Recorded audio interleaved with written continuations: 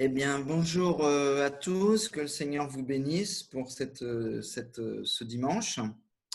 Je voudrais voir avec vous, si vous avez une Bible devant vous, vous pouvez ouvrir le livre des Actes. Pour nous guider et nous instruire, nous avons la Bible, appelée aussi la parole de Dieu, les Écritures. Jésus-Christ est cette parole incarnée, la parole faite chair. Celui qui est la parole, selon l'évangile de Jean, chapitre 1, verset 1. Celui qui est la parole est devenu chair, verset 14. On a aussi cette remarque bien connue sur le chemin d'Emmaüs où Jésus, commençant par le livre de Moïse, les livres de Moïse et parcourant tous ceux des prophètes, leur expliqua ce qui se rapportait à lui dans les Écritures. C'est ce que dit l'Évangile. Jésus est donc clairement identifié à la parole de Dieu, la Bible pour nous, même s'il est bien sûr plus que la Bible, c'est une personne, c'est Dieu lui-même et une personne, mais c'est aussi la parole qu'on appelle la Bible, dans laquelle il annonce lui-même qu'il va retourner au ciel. Le Père enverra le Saint-Esprit pour nous enseigner toutes choses. Jean chapitre 14, verset 26. Ainsi, nous ne sommes vraiment pas seuls en ce monde pour nous éclairer et nous guider. Même si on ne peut plus rencontrer Jésus directement comme l'ont fait les apôtres ou les premiers disciples, directement, c'est-à-dire ils le touchaient, ils le voyaient, ils l'entendaient avec leurs oreilles, nous avons la Bible, nous avons aussi le Saint-Esprit, comme je viens de le rappeler, et nous avons l'Église.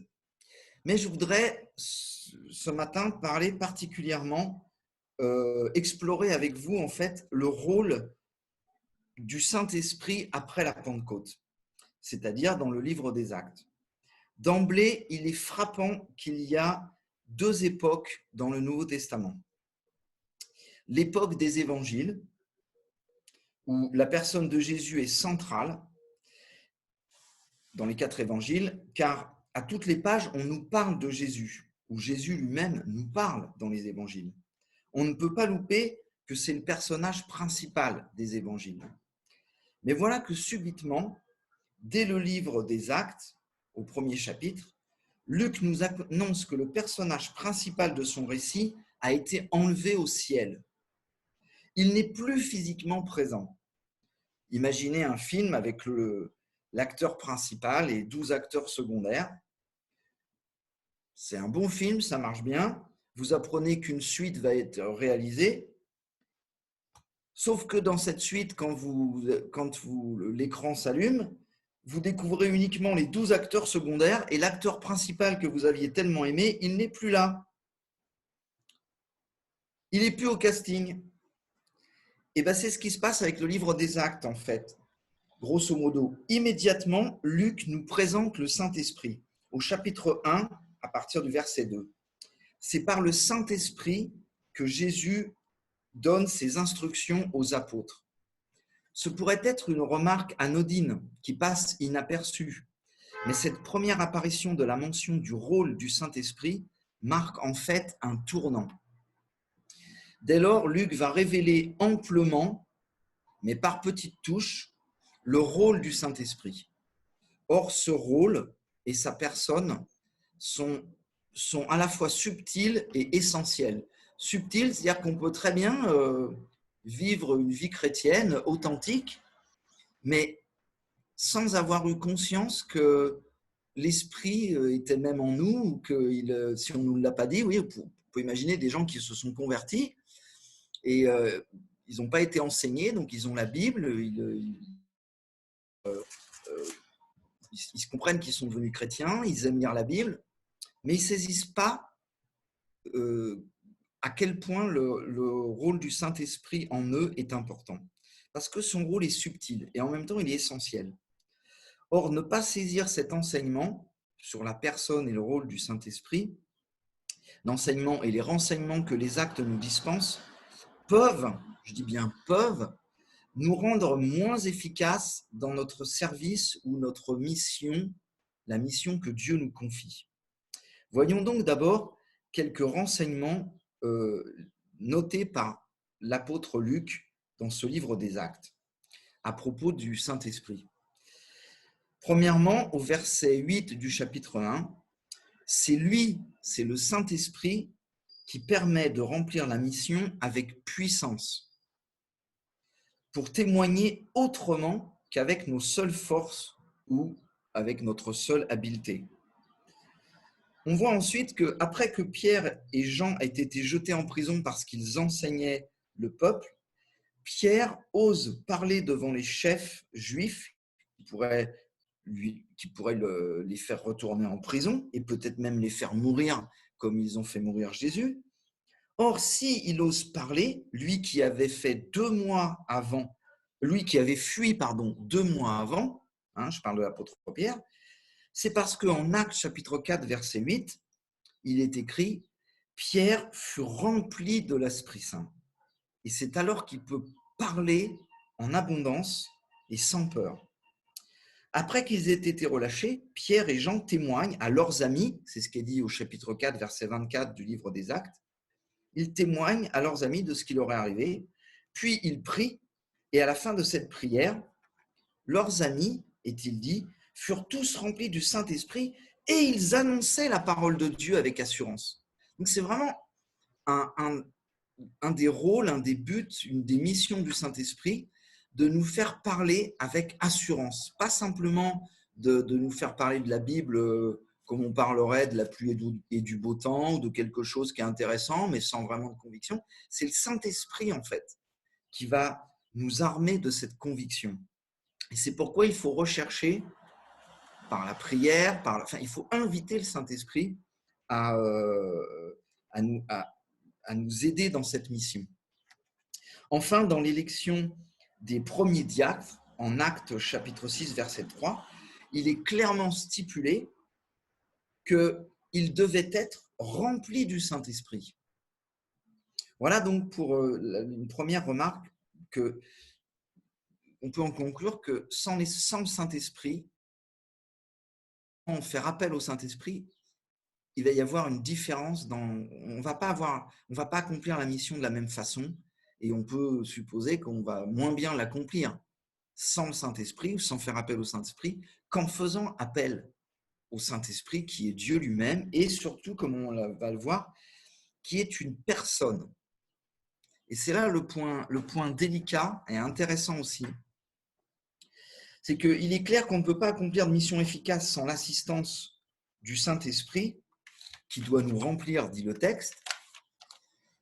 Et l'aspect délicat, c'est que le Saint-Esprit est une personne avec laquelle nous collaborons. On peut imaginer, on fait de l'évangélisation, on est 2 personnes, 2 hommes, 2 femmes, enfin peu importe, 2 êtres humains, 2 croyants. On va collaborer pour faire l'évangélisation. Quand on rencontre une personne auquel on veut parler de Dieu, on est 2, on veut lui parler de Dieu.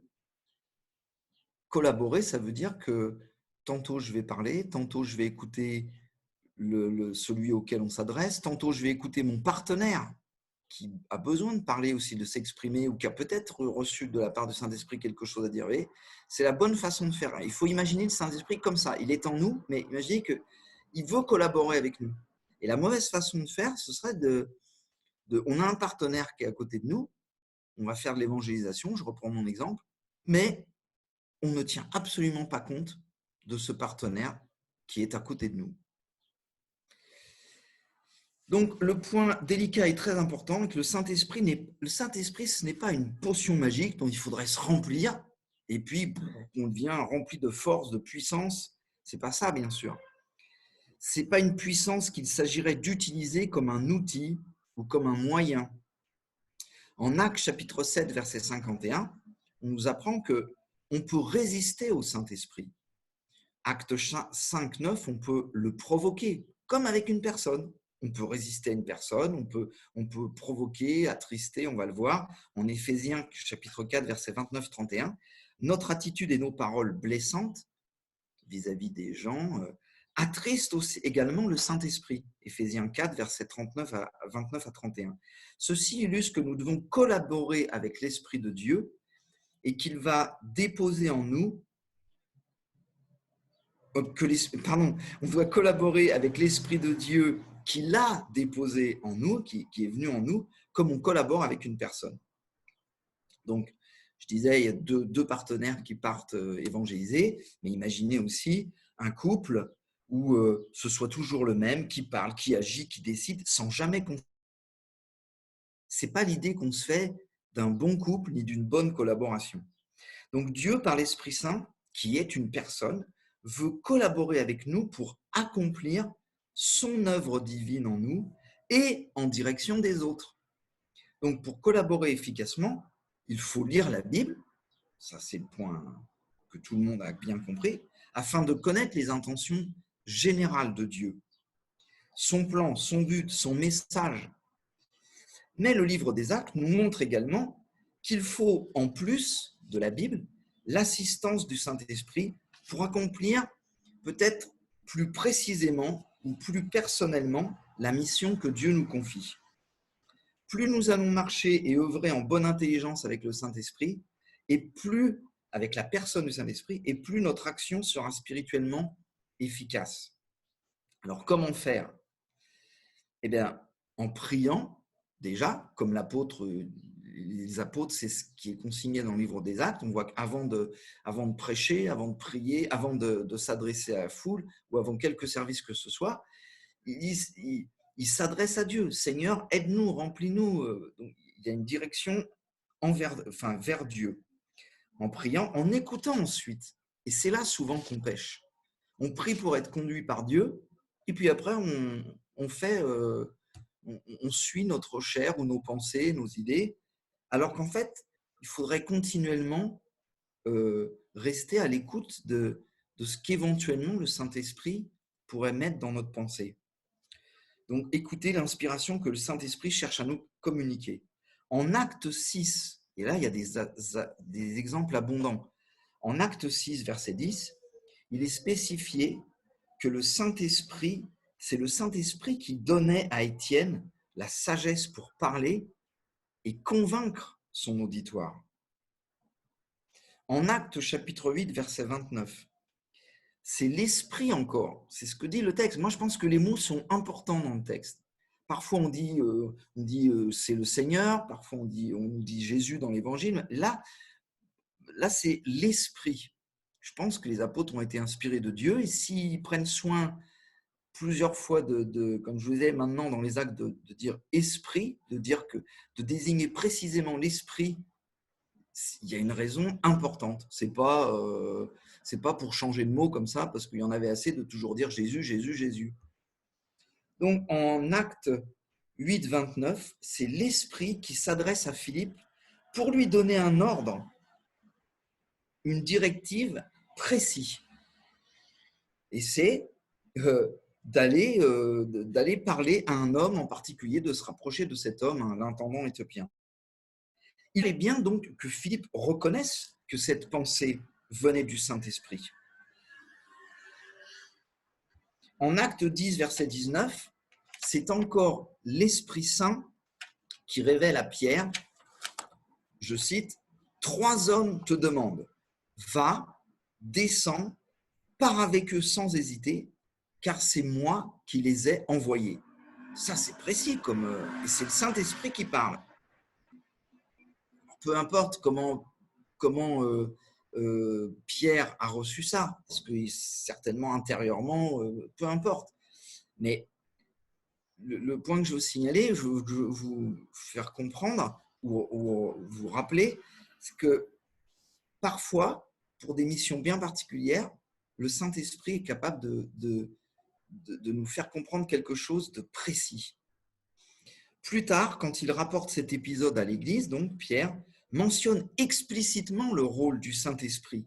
Chapitre 11, verset 12, il dit « Alors l'Esprit me dit d'aller avec eux sans hésiter. » C'est donc que, comme Philippe, comme Étienne, Pierre était capable de discerner que c'est Dieu, par le Saint-Esprit qui était en lui disait tantôt « fais ceci, va par là », dis cela.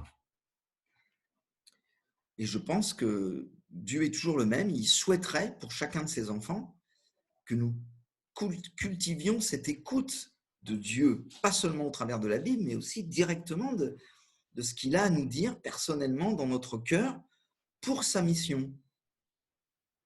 Au chapitre 13, en plein culte cette fois, pendant l'adoration, il est écrit « Le Saint-Esprit leur dit « Mettez-moi à part Barnabas et Paul pour l'œuvre à laquelle je les ai appelés. » C'est donc envoyé par le Saint-Esprit que Barnabas et Saul descendirent à Séleucie.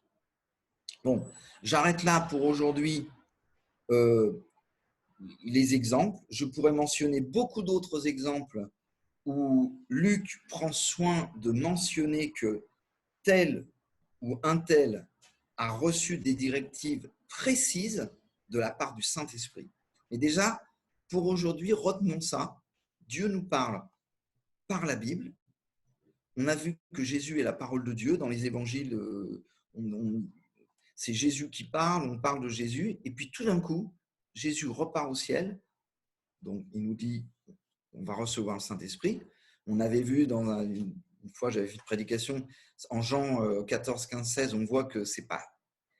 Quand on reçoit le Saint-Esprit, on reçoit le Père, le Fils, le Saint-Esprit. Ça, c'est clair. Mais en recevant la divinité tout entière en nous, Dieu lui il est pas, même s'il y a 3 personnes, les personnes sont distinctes, mais elles ne sont pas séparées, divisées.